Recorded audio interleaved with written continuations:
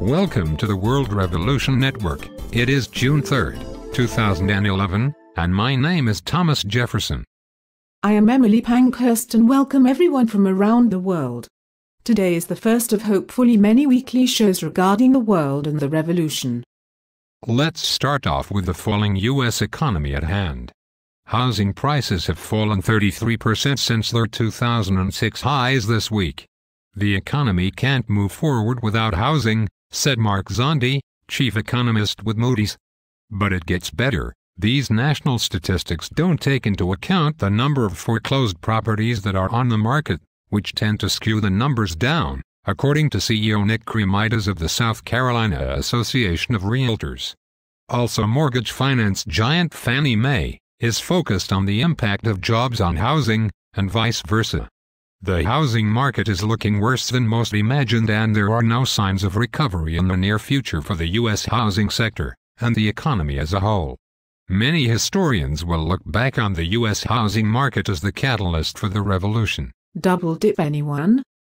In European news, the pigs are at it again. Spain is amidst a revolution that started on the 15th of May.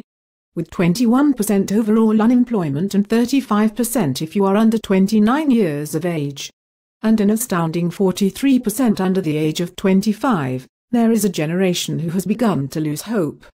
This message from Spain has rejuvenated a spirit in Greece, who has been fighting against austerity measures since early 2010, but this one different because the second wave of massive demonstrations is not organized by any political party, nor does it support any, and it is completely peaceful, not to mention the age variance of this protest having the likes of little children to the elderly. Two slogans have come about in the second protest. The first is, "Greece, your turn has come, you have to stop burying your children." The second is, "The maid resisted, what can we do?" Yes, unfortunately, the people of Greece feel as though the IMF is screwing them like the recent immigrant maid.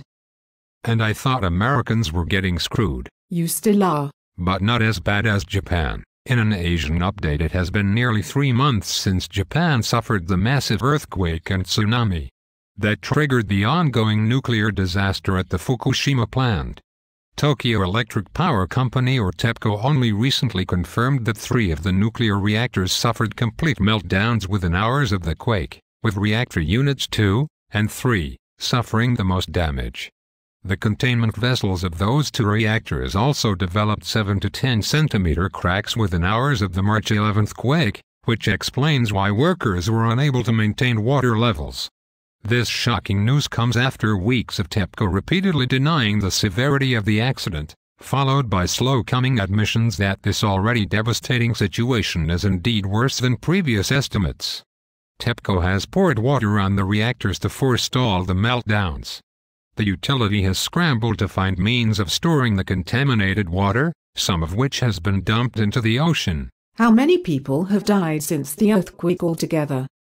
The Japanese now have the death toll above 15,000 people. That is just terrible. And how about the cost of all of these nuclear problems? Japan Center for Economic Research reported that the projections assume that only people within a 20-kilometer radius of the plant will receive income support. Japanese government will reimburse within that area to an estimated price tag of 20 trillion yen or 246 billion in US dollars. Now, that is a 20-kilometer estimate, but the US wanted an 80-kilometer radius to take effect since day one, if that can tell you anything. Amazing. Japan seems to really be hurting. Japan was the second largest economy and the second biggest debt buyer of US Treasury bonds back in 2010. Today it is far from ever reaching those goals again in the near future. Now the Japanese have proven to be resistant time and time again, but this seems to be the biggest blow to any economy ever. You combine the fact that they just came out of their lost decade in 2005, and then is hit like the rest of us in 2008. Then their worst earthquake ever, plus they get the worst nuclear accident in 25 years in addition to everything else. It is a melting pot mess.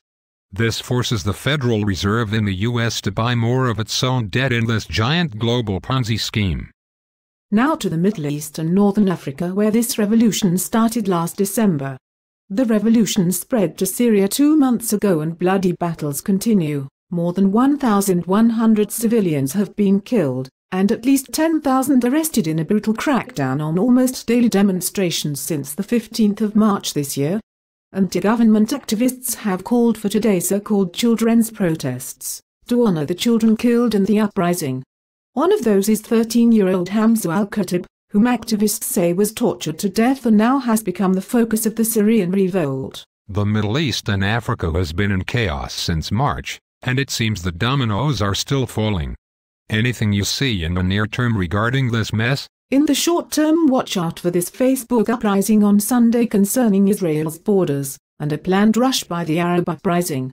Israeli soldiers yesterday put up new barbed wire on Lebanon's border, 3 days ahead of a planned Palestinian march. Thanks. That brings us to the end of our first show, and we wanted to thank everyone for tuning into the first installment of the World Revolution Network.